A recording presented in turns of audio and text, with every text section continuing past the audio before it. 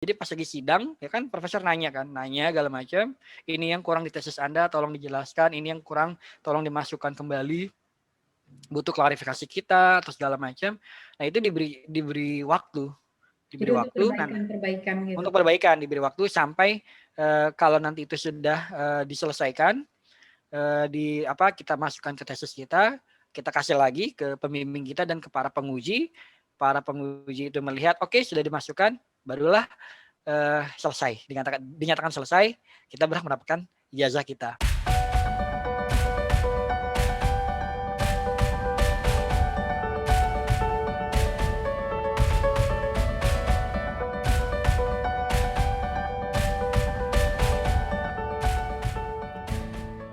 Uh, 2017 itu defense, terus tentu ada feedback dari para profesor di teknik.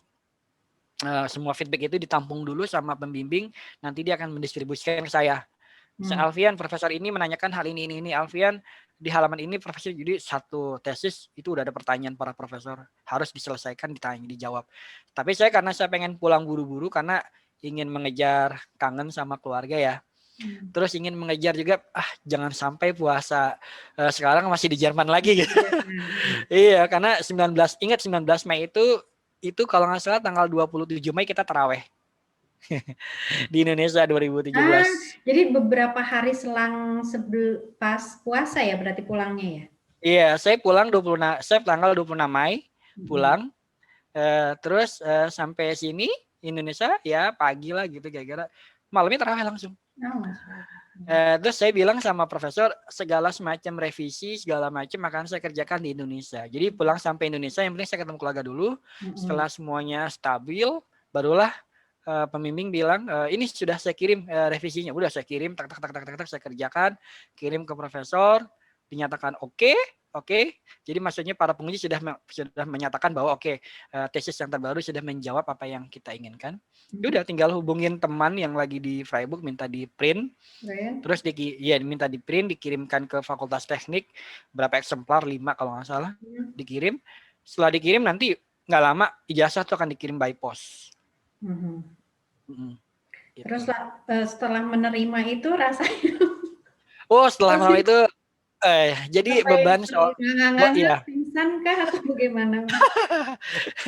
Jadi sama aja kayak master atau S3, tapi mungkin S3 lebih kerasa ya Teh, karena dia kan bebannya lebih berbeda. Iya, selain lebih berat, biayanya lebih besar, masa studinya lebih lama, terus tanggung jawabnya juga lebih besar karena sebagian besar sudah berkeluarga.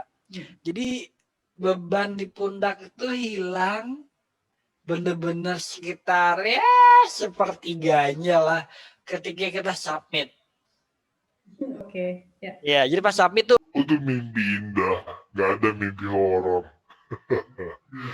Kemudian pressure muncul lagi ketika sudah tahu tanggal untuk sidang. Wah, deg-degan. Kemudian setelah sidang, di hari sidang selesai, itu serasa bahwa berat badan kita itu cuma 2 gram, 3 gram, ringan banget. Sama segitunya. Itu baru selesai sidang, ya kan? Selesai sidang tuh udah merasa happy banget. Nah sekarang ketika teman-teman Indonesia, saya minta Fakultas Teknik, dia bilang tolong kirim ijazah saya ke teman saya yang masih ada di Freiburg. Waktu itu saya kirim ke Johan. Terus saya bikin surat keterangan yang bahwa saya Alfian dengan nomor paspor ini menyatakan menyerahkan kuasa untuk mengirim ijazah saya ke teman saya Johan dengan nomor paspor ini. Itu jadi surat kuasa gitu ya? Surat kuasa apa ya bahasa Jerman saya lupa deh. Ini surat kuasa vol apa gitu. Ya Vollmacht benar. Saya ngirim itu ke Freiburg dan alhamdulillah dikirim ke Johan.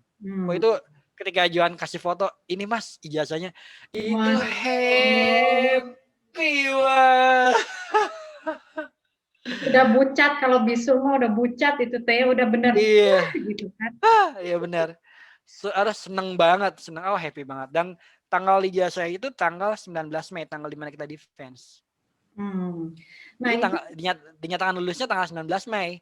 Jadi emang di keep dulu ijazahnya, akan dikasih kalau semua hutang piutang sudah selesai dalam artian revisi segala. Jadi sudah sah. gitu ya. Nah, Nah, segitu. Nah, pengalaman yang intinya yang sesuatu hal yang nggak bisa dilupakan atau pembelajaran dari sini tuh apa, Alfian? yang benar-benar nggak bisa dilupakan dari sekolah waktu S3 di Jerman tuh, pertama dari sisi ilmu pengetahuan dulu ya teh. Jadi sampai di Jerman tuh benar-benar kita tahu kelebihan kita di mana, kekurangan kita di mana. Tentu kita berangkat juga nggak mungkin kita minus lah. Pasti kita punya suatu kelebihan yang kita bisa bikin kita percaya diri ya, percaya diri. Jadi ketika masuk di Freiburg itu ketika langsung ada grup meeting pertama, ditanyain kamu di Indonesia ngapain aja, saya ngelakuin kayak gini. Oh, kamu gimana cara ngetahuin besar kristal gini. Kok pakai perhitungan? Ya kita nggak punya alatnya. Nah itu orang-orang Jerman sempat ya mereka nggak kecewa, mereka lumayan apresiasi gitu kan. Setidaknya masih ada pendekatan untuk mengetahui besaran kristal itu walaupun nggak ada alatnya. Nah itu bikin saya percaya diri di situ. Karena mereka sempat nggak kepikiran pakai cara seperti itu karena alat semua lengkap gitu kan. Sedangkan kita kan keterbatasan dimanfaatkan dengan optimal. Itu berarti. Nah selebihnya kita juga tahu bahwa kita tuh tertinggal banyak sama orang-orang di muka bumi ini gitu kan. Nah dari situ juga kita bisa dibilang nggak sombong lah, nggak humble. Apa sih bukan? Seharus humble, jangan menengadahkan dagu terlalu lama gitu kan. Kita harus tahu posisi. Jadi di Jerman tuh belajar hal yang paling saya sangat mendalam adalah kita belajar untuk jadi ternyata saya bodoh ya. Oh ternyata saya itu banyak nggak taunya ya. Nah, itu benar-benar selama 4 tahun tuh, ternyata dia tahu saya nggak tahu. Jadi benar-benar ke bawah di hati bahwa jangan sombong lah kalau dalam bidang ilmu masih banyak yang lebih tahu gitu kan, masih banyak yang lebih pintar, masih banyak yang lebih rajin. Contohlah mereka gitu. Nah, jadi kita nggak overconfidence. Itu dari sisi pengetahuan. Terus kalau dari sisi efek terhadap kehidupan sehari-hari, terhadap ilmu kita, terhadap sekolah kita, riset kita, itu kalau saya pribadi memandang keadaan-keadaan di sekitar itu kebayang ilmu-ilmu yang dipelajarin. Iya, jadi misalkan saya riset soal surya, efisiensinya ternyata jelek. Nah itu kita nggak ketahuan rusaknya di mana, salahnya di mana, karena materialnya kecil, materialnya berukuran nano gitu kan. Nah kita kepikiran dalam kehidupan sehari-hari, kayak misalkan, kita kadang-kadang tuh merasa sesuatu itu terjadi begitu saja, kegagalan ya udah terjadi kegagalan. Padahal kalau kita mikir pasti ada salahnya di mana, cuman kita nggak tahu di mana. Nah, ketika saya belajar tentang nanomaterial ini, tentang sel surya itu mikirnya apa yang saya pelajari di lab itu kok sama ya kayak di kehidupan sehari-hari gitu kan. Terus sampai kita nggak bisa tahu elektron itu ngalir seperti apa. Terus kita sadar bahwa ada yang tahu nih tentang segala sesuatu, yaitu Allah misalkan. Nah, kalau kita kan orang Muslim ya percaya bahwa Allah tahu segala sesuatu. Kita nggak tahu, sedangkan Allah tahu, bahkan elektron yang mengalir Allah tahu. Nah dari situ kita yaudahlah kita ngejalanin aja terus. Nah sampai ya kayak misalnya gini, apa sih benda terbesar yang memiliki energi di tesis saya? Matahari.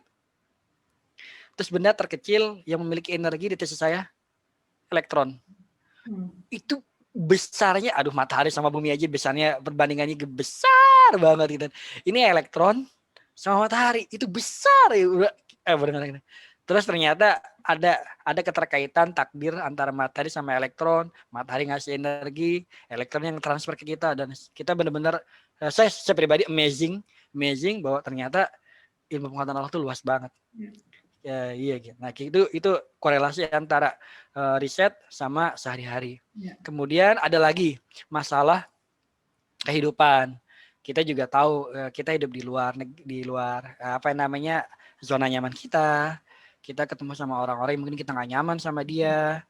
Kayak misalkan makan, kita tahu misalkan makan orang Muslim makan pork itu adalah suatu hal yang haram. Tapi nggak cuma haram. Di kita tuh dari kecil tahu pork itu bukan menjijikan gitu ya kan.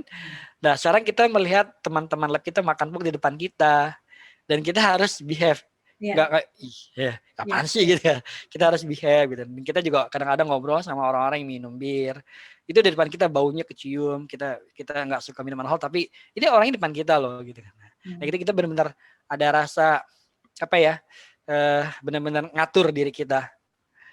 Terus apa namanya, ya harus jaga diri, ngatur keuangan dengan uang yang beasiswa itu harus cukup sampai 1 bulan misalkan. Jadi nggak bisa tuh submit tiap hari teh.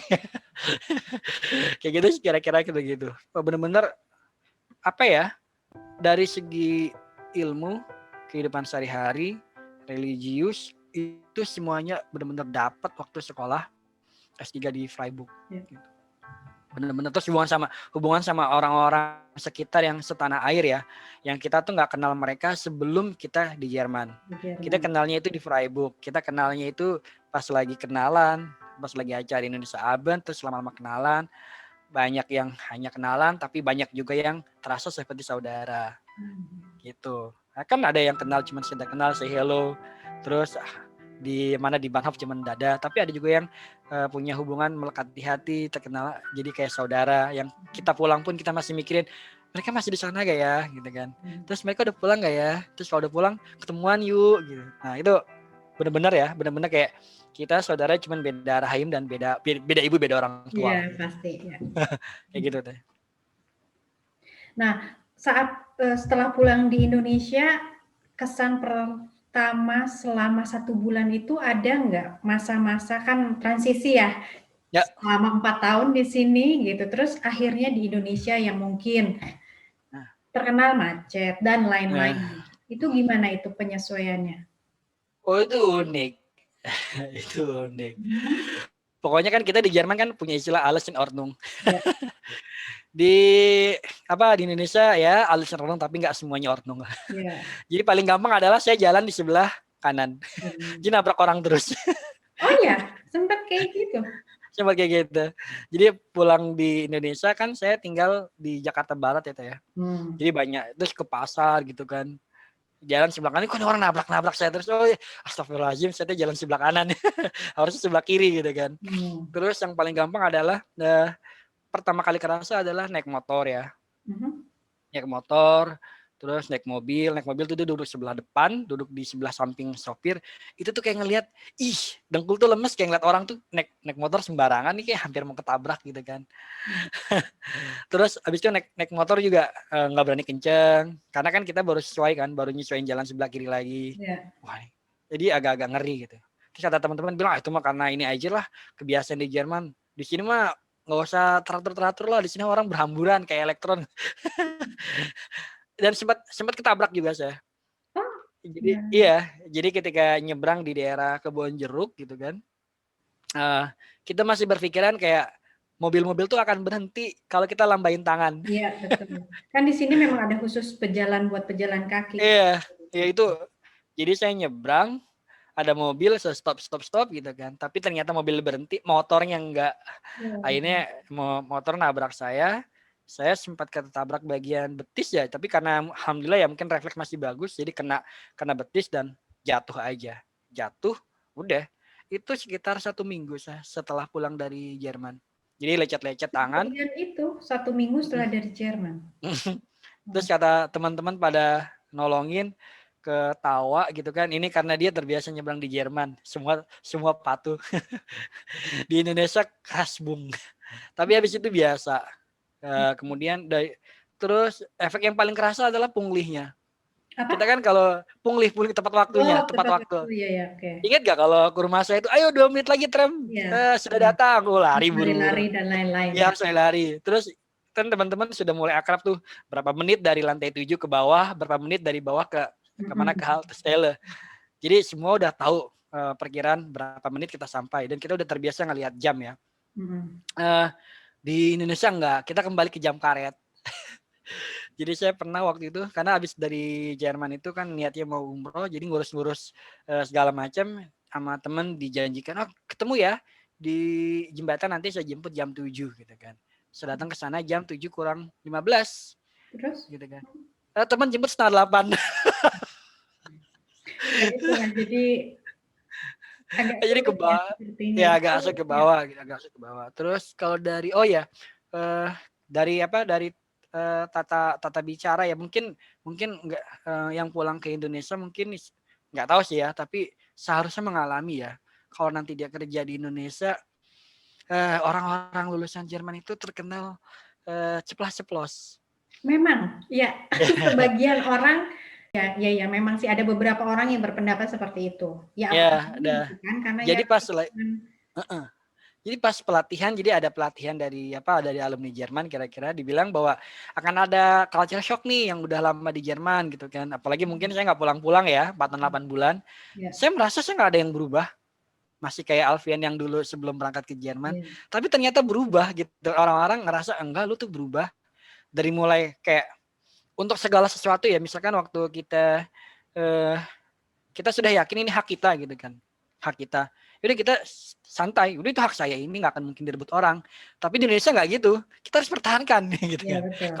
Kalau nggak dilunjak gitu, kira-kira gitu seperti itu. Nah, iya, kok bisa sih gitu kan? Lo terlalu lembek gitu kan.